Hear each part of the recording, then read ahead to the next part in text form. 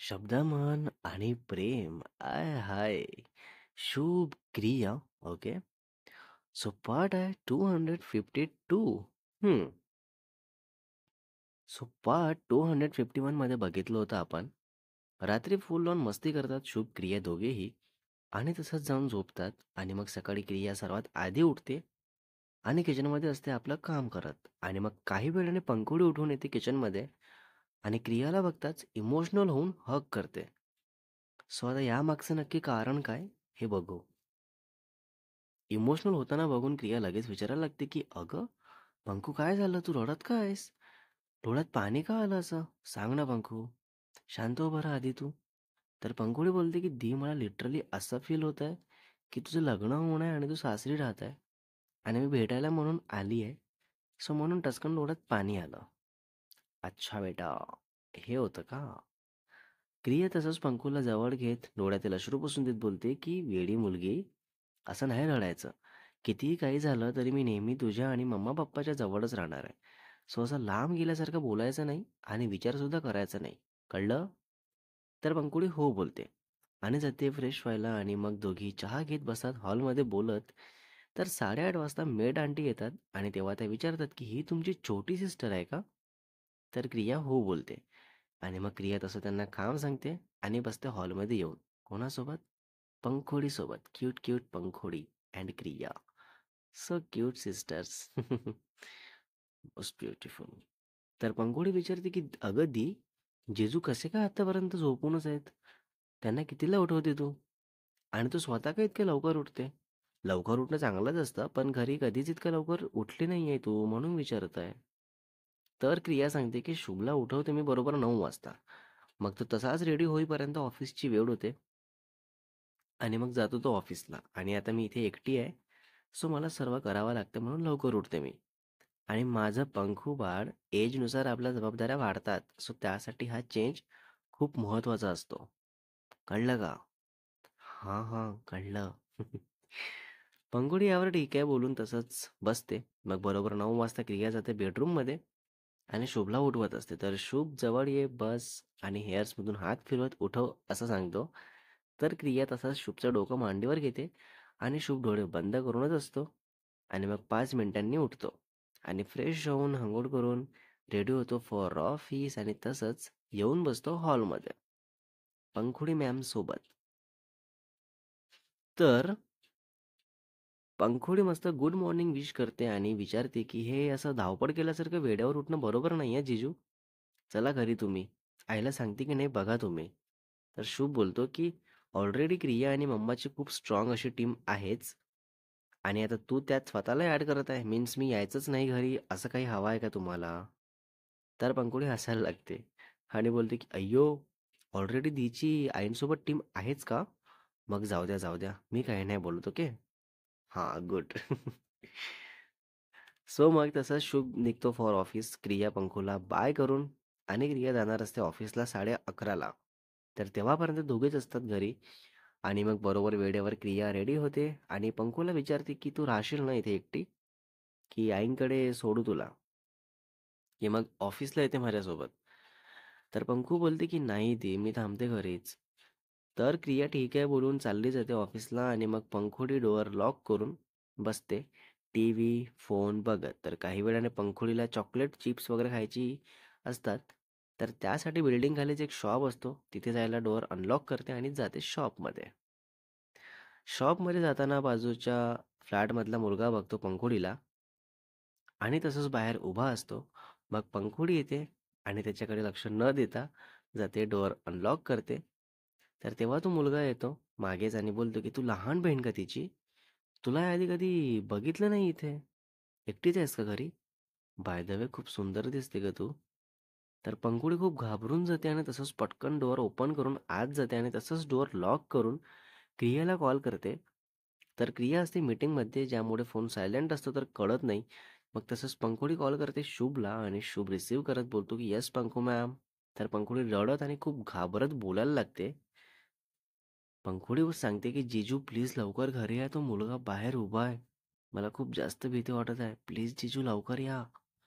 आणि मग तसंच शुभ कॉल कट करून निघतो बाईक काढून घरी यायला.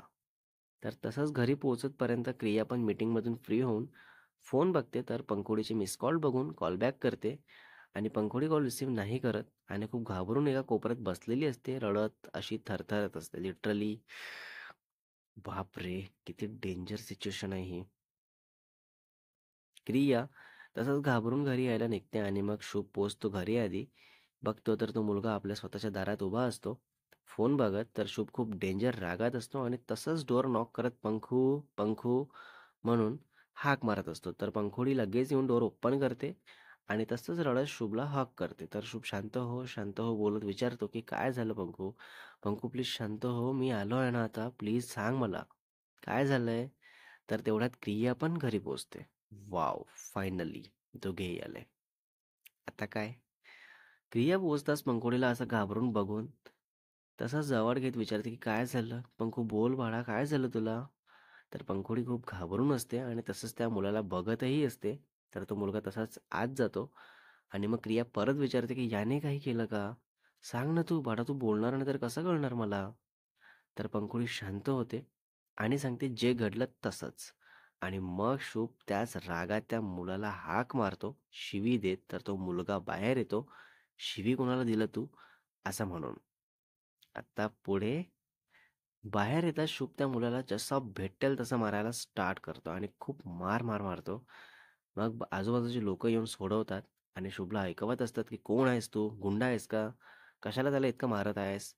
तर शुभ डायरेक्ट बोलतो, की "मी गुंडा नाहीये, त्याहीपेक्षा खूप वाईट आहे. जर माझ्या घरच्या कोणत्याही फिमेलवर अशा नीच मुलाची नजर असेल तर. आणि तुला आज या लोकांनी सोडवलं, पण परत भेट एकटा असताना.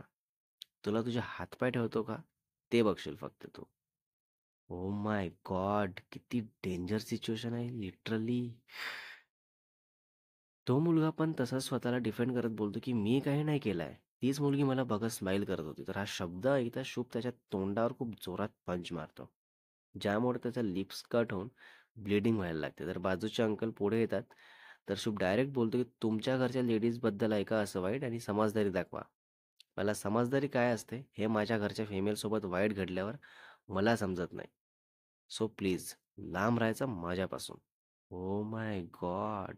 What is this? शुभ त्या मुलाला बघत बोलतो, की "तोंड फोडलं आज तुझं. उद्या काय फुटेल हे वेळेवर कळेल. तुला मागेच एकदा खूप चांगल्या भाषेत समजावून सांगितलं होतं, पण तू ऐकला नाही. आणि आम्ही दोघेही घरी नसताना तिच्याशी असा बोललास तू? नशीब तुझं चांगलं होतं जी ही लोकं येऊन थांबवली मला. नाहीतर सोडलो नसतो मी तुला. चुकून पण चूक करू नको आता या दोघींकडे बघण्याची सुद्धा. नाहीतर यापेक्षा वाईट वेळ येईल तुझी." आणि मग शुभ तसंच क्रिया आणि पंखुडीला घेऊन आत हॉलमध्ये येऊन बसतो आणि पंखुडीला पाणी वगैरे देतो आणि सोफ्यावर चॉकलेट चिप्स असतात ते बघताच क्रिया विचारते, की "हे आणायला गेली का तू खाली? हां पंखुडी, सांग."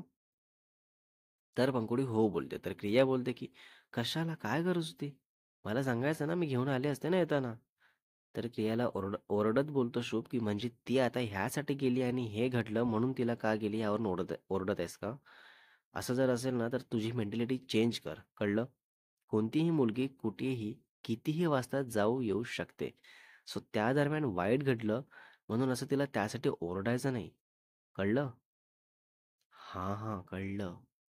तर क्रिया लगेच सॉरी बोलते आणि मग शुभ बोलतो, की "चल पंकू, माझ्यासोबत ऑफिसला चल."